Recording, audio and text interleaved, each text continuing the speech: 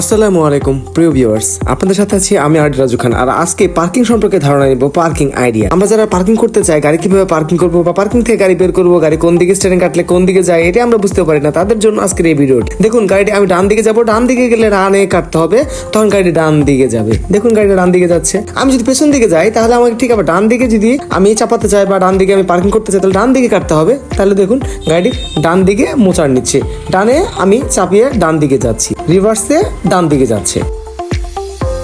যদি আমি গাড়ি সোজা করে ফেলি তখন গাড়ি আবার সোজা চলে যাবে। যদি মনে করি যে না আমি আবার গাড়িটাকে বাঁ দিকে নেব, পেছন দিকে গিয়ে আমি আবার বাঁ দিকে যাব। দেখুন সামনে বাঁ দিকে গেলে আমার স্টার্টিংটা বাঁ দিকে কাটতে হবে, বাঁ দিকে কাটলে গাড়ি বাঁ দিকে যাবে। দেখুন লেফট, বাম দিকে গেলে আমি ঠিক এইভাবে কাটবো, গাড়িটা এদিকে মোচার নেবে, আমি বামে গেলাম। আমি যদি পেছন দিকে আসতে চাই তাহলে আমাকে আবার বাম দিকে স্টিয়ারিং কাটতে হবে, তখন আবার গাড়িটা বাঁ দিকে চাপবে। আমি যতটুকু স্টিয়ারিং কাটবো ঠিক ততটুকুই চাপবে।